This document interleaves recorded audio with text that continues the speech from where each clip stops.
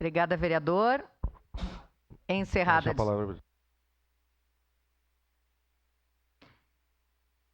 a discussão. Em votação, a moção número 22/2024. Para declarar voto. Para declarar voto, vereador Schalco. Senhora Presidente, caros colegas, parabéns pela moção, vereador Camilles.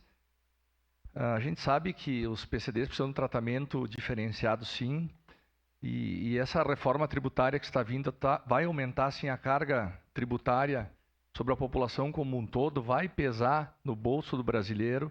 Existem estudos que essa reforma vai aumentar e muito a arrecadação e, como consequência, diminuir o poder de compra da população como um todo.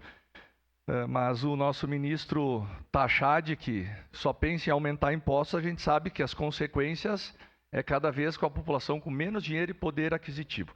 E quanto aos PCDs e mobilidade e autonomia, é importantíssimo que tenha liberado o valor para os PCDs. Não tem o porquê estabelecer um valor mínimo, porque são vários casos, cada caso precisa de uma adaptação diferente.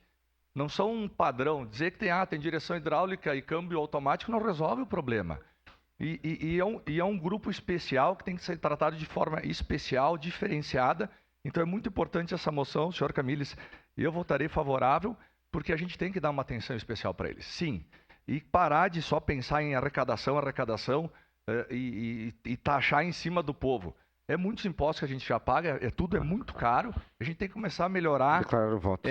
Que o governo seja mais eficiente, gaste menos dinheiro, aplique da forma correta, porque senão vai chegar uma hora que ninguém mais aguenta pagar impostos e não vai sobrar nada para ninguém, vai ficar tudo para o grande cofre. Obrigado.